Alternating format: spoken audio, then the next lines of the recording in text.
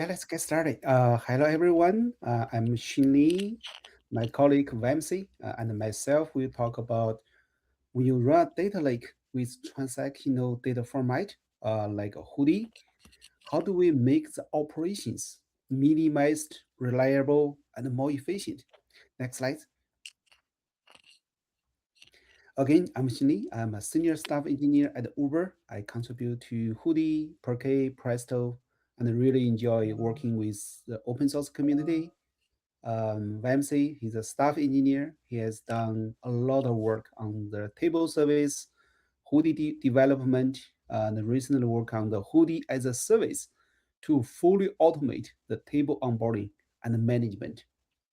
So our data lake house team has spent many years deeply in the guts of how large scale data lakes actually work in the production in terms of reliability, security, performance, and the cost efficiency. So we periodically publish our NG blog for the interesting work we have done. So highly encourage to check out. So before we talk about the solution, let's establish this problem space. So every day you can see the number. So we get 6 trillion records, about 13 petabytes data come in to our data lake, and they need to be written to about 20,000 data as a Hudi format, serving about 4 million queries every day. So at this scale, even a small problem that even looks boring on your whiteboard becomes super hard to solve because of scale. Example, even 1% of inefficient either file file it could cause thousands of degraded queries. So scale is not just make things bigger, but also change the nature of the problem. Next slide. Let's landscape the Uber data architecture. Um, Kafka feeds the raw event into the data lake. So we use Spark and Flink process their data um, and also transform the data. We have BI tools, machine learning models, dashboards, they all consume from the lake. So Hudi is a table format at the center, holding all of this together, handling upserts, deletes, incremental reads, time travel, etc. But here's the thing, Hudi give you the primitives. It doesn't operate itself. Somebody or something has to run compaction, manage file size, enforce retention, handle encryption. For us, it's at 20,000 table scale. So that somebody cannot be a human. So that the gap is exactly we set out to close. Next slide. Let me pin you the picture of what the life looks like before we fix this. So Flink ingestion checkpoints every 10 minutes. That is great for freshness, but thousands of small files per table. That causes the listing overhead. And second, the TTL enforcement is needed because we can't let the storage size just grow. And for the security and the cost efficiency purpose, we also have pipelines that sanitize the data, make their data secure, remove some unused column for the cost efficiency to save money. So all of these operations together, we need a managed solution, otherwise which we cannot scale. And that's exactly we built Hudi as a Hudi as a table service, which Vamsi will talk about it. Vamsi, over to you. Thanks, Andy. Thank you for the overview. I think in the rest of the slides, I'll cover what table services are, and then the main challenges that we have in running these at scale at Uber, and then there'll be some takeaways in terms of like what are the common challenges that we solved. Hopefully, they'll be useful for community. So broadly, table services consists of three things at Uber. One is the table maintenance itself, which is a mandatory operation for all the tables. This includes clean and archival, compaction for main table, compaction for metadata table if you have it separately. These operations enable the table to be bounded in size and will ensure that your table doesn't grow forever, right? And compaction ensures that your query and tagging performance essentially remains in check. Otherwise, you have a continuously growing log files, which will cause both write overhead and read overhead for merge on read queries. Then comes archival and clean. These operations seem simple for everyday usage, but the moment you have any failures in these jobs, they cause sort of avalanche effect in production. Imagine you're recovering from an outage, or your job has some spikes in incoming traffic. One of the clean failures may not self-recover, and it will cause a series of failures for the system, only to be overwhelming the on-call at the end. So we'll talk more about how we solve these problems. Now we have also rewriters that Xinli explained. These are things like secondary ingestion writers, removing some columns from tables, or performing some TTL operations like enforcing some 1 year or 2 year detention period, or also doing some encryption. These rewriters also use the same interface as our primary ingestion API, and it will help us manage these tables at scale. And then finally, the elephant in the room, which is the efficiency aspect of it, is how do we lay this data out in the disk so that the readers who are reading this data can perform or can read as few files as possible. Because what happens here is there is an alignment problem. While ingestion writes the data in a timestamp based fashion, the users necessarily don't process the data in the same way. So we talk more about some of the issues and optimizations that we found out there, and the amount of runtime impact it has on the queries. Okay, so let's jump into the high level principles we had in mind when we designed this platform, and we'll talk more about it at each level. And first of all, the platform is like an event driven architecture, meaning we don't have a fixed set of workloads. We basically scale with data sets and then get more capacity as needed. And all of our systems are tier based. So we have dedicated infrastructure running high tier workloads, low tier workloads, and we have isolation among all the services. So if there were to be a problematic service running, right, it will not impact rest of the table services. Uber is also heavily multi-region. So we are not completely on the cloud, completely on-prem. We have a mixed set of infrastructure, and that brings elasticity, but it also brings us problems around where you have to deal data along multiple regions. But we expose this platform in such a way the users don't have to worry or burden about where their table is living on. So that abstraction is through platform. So once they come to the control plane, we take care of dealing with all the things behind the scenes. And I think all of these are only possible if you don't have any locking or need to turn off ingestion. So we ensure that the primary ingestion can continue running while we perform these operations, and this is possible due to OCC. This is an open source Hudi feature that we heavily use at Uber. And lastly, we have both Spark and Flink producing the data, and we try to abstract it to our downstream customers so that they don't have to know configuration specific behavior between two engines. So these are some of the high level design principles that we followed in designing the platform that we think makes the overall maintenance simpler. So here I present the architecture diagram at a very simple high level, removing all the bells and whistles, right? We have on the left side different writers like ingestion, rewriter, and then query engines like Velox, Spark, etc. These are either writing the data or reading the data from data lake, which is on the right end of the things.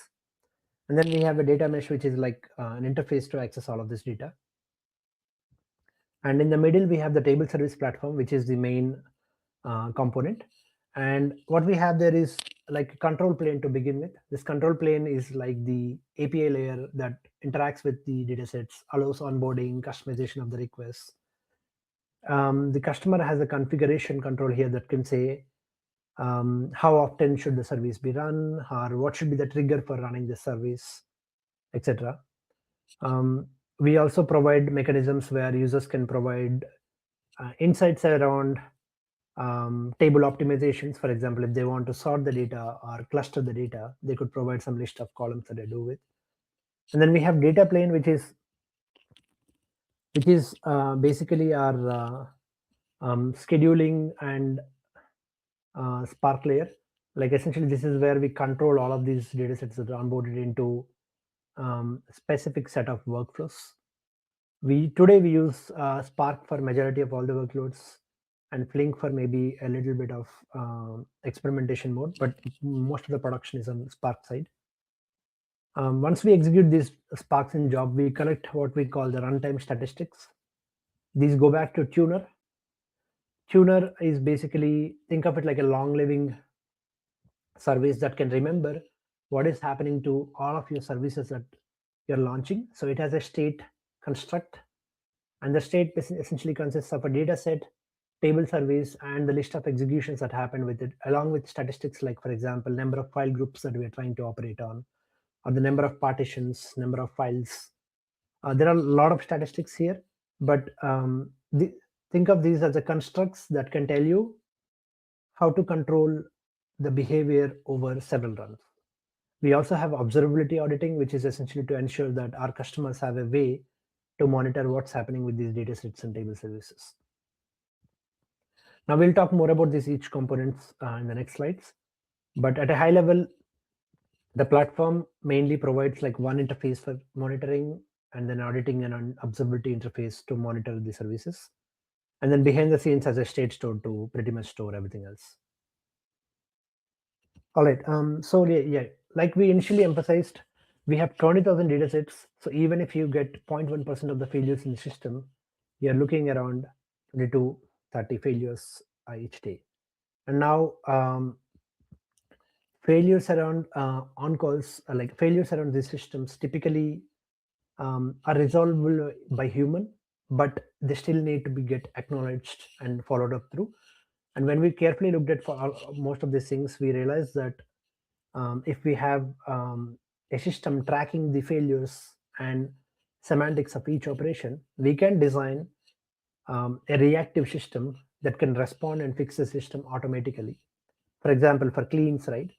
If you know that there is a secondary operation that, like imagine a scenario where you have a DLM operation happening on a table. Now DLM operation naturally deletes all of the files from an older partition. Now when cleaner comes into the place, it will realize that there are more than certain set of files that need to be cleaned up, but the resource configuration it may be configured doesn't have the right set of parallelism to run the job. So it would fail with an out of memory or things like that. Now, because of the state store, we can remedy this in the next retry, launch the job with a higher set of resources based on the number of file mappings it is targeting. So the system pretty much recovers within few attempts and doesn't throw an on-call alert or cause an SLA violation. And we were able to, like, from our experience, I think we were able to recover 99% of the failures using the solution.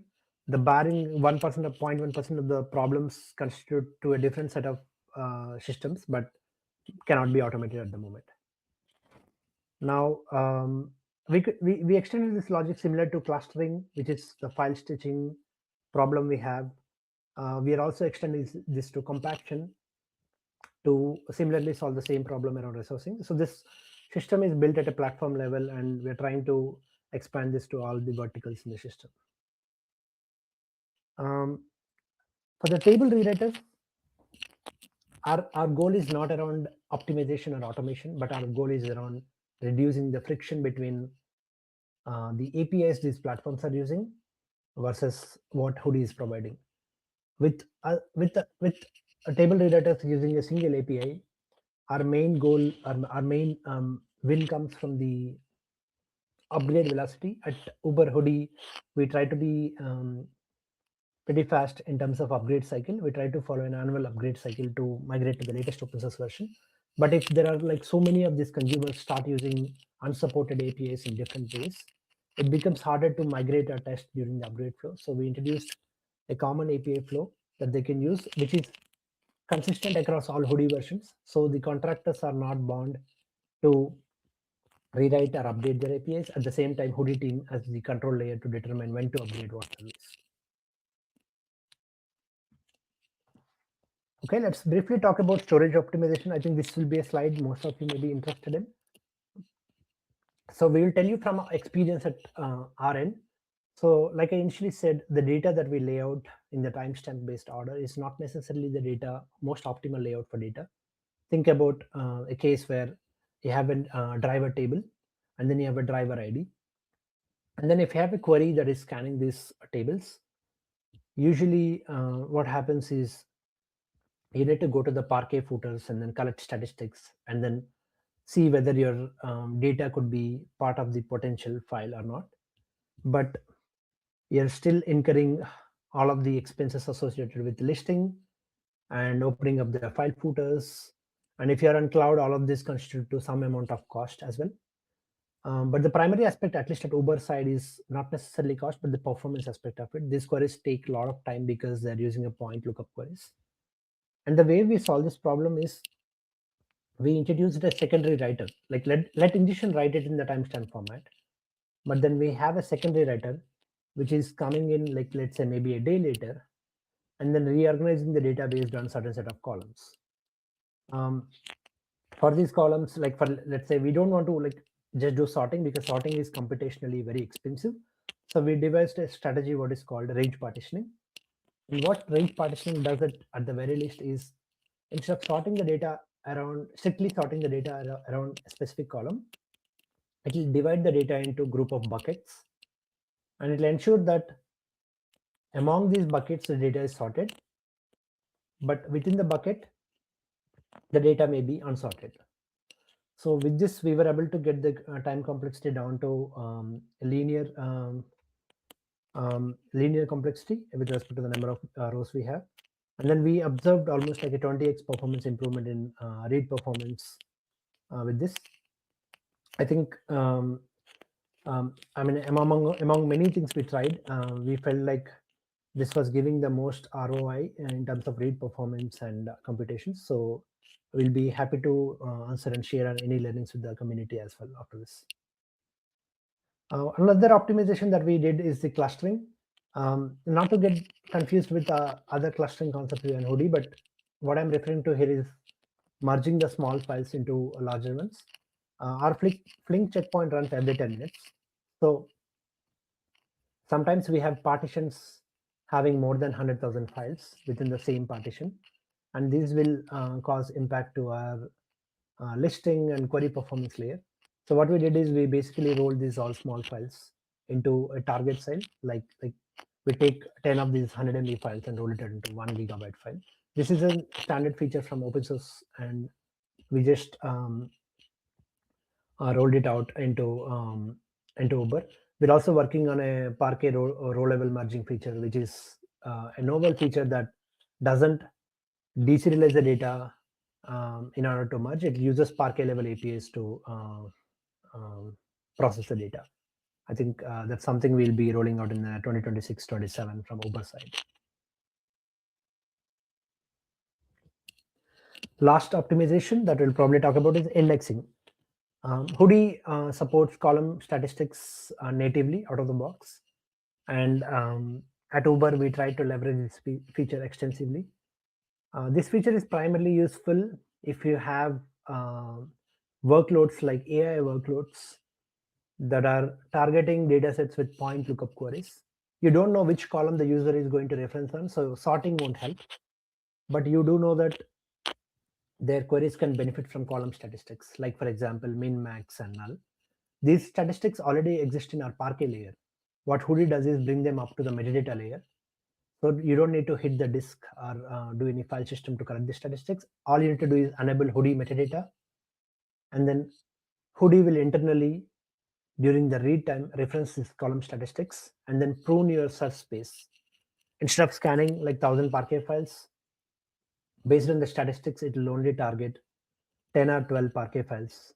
And then within these Parquet files, it will read up all data. Maybe some of them will be matching the data. So overall, like the number of footers that this will open will significantly reduce with column statistics. We found that there were some missing optimizations here at Uber side that we contributed to in terms of nested columns. But other than that, I think the open source column stats is in a pretty good shape. All right. Maybe briefly going back, right, a little bit. I think some of the like we built this platform like roughly in a year and a half or two, and what we learned is that automation plays a key role at Uber scale. Without automation, we started seeing majority of the on-call overhead, which is not great because the on-call can focus on other things if not for these ones. So we tried to pretty much automate a lot of these jobs. I think right now we are dealing with a different set of issues than what we were dealing with like in a year or year and a half ago. So this completely helped our team in terms of removing the main bottleneck. And I think the other thing that we learned is the configuration, right? I think if we expose too much configurations to our customers, they end up cloning or copying this configuration across. And then during the upgrade cycles, it becomes very hard for us to go back and change anything. So I think abstraction is a key principle that we should we followed and glad that we did. I think we should try to expose as minimal configurations to our customers possible and then ensure that systems can make this opaque. And I think the other thing is event-driven architecture. Like just having them schedule-driven architecture won't cut for majority of the systems because oftentimes you'll have spiky traffic in your system. So if you were to configure your resourcing or scheduling to a fixed nature, it would break as soon as you have this spiky traffic coming in. So I think it needs to be like event-driven. For example, compaction needs to run more often if there is more data in your metadata table or data table. Similarly, you deal with other aspects as well. All right. In terms of future work, I think our main focus is on enabling AI usage for the tables. So we have a lot of point lookup queries coming up. These queries are very slow on data lake. And these will compound, like AI systems need immediate responses as opposed to what we had before. So we are working on having some vector index support and also having more of these column statistics available for different queries. We also want to do improved clustering policies to evaluate our runtimes and speed up our queries. And then right now, Flink is only a minority for data lake, but we want to be doing some sort of a real-time table services in the future as well, depending on the business requirements and SLA requirements. That will be, I think, some of what we want to do at Uber, along with, I think, upgrading to Hudi 1.x and then bringing in more of the open source features into Uber. Excellent. Right. Yeah, that is. I think these are our emails. You can shoot us an email if you have any questions. Great, man. I appreciate you. I appreciate both giving this talk and sharing what you've learned, what you did. Oh, hopefully somebody took a screenshot. Hold on, put that up again, just in case somebody wants to grab your email and chat with you more. I know there's been some awesome questions in the chat. We're a little bit over time, so I'm going to have to like keep you guys moving. I appreciate that there's two of you and you were very active in the chat answering the questions. So that's awesome. But yeah, if anyone wants to chat, there was your chance to get that screenshot. All right, fellas, appreciate you.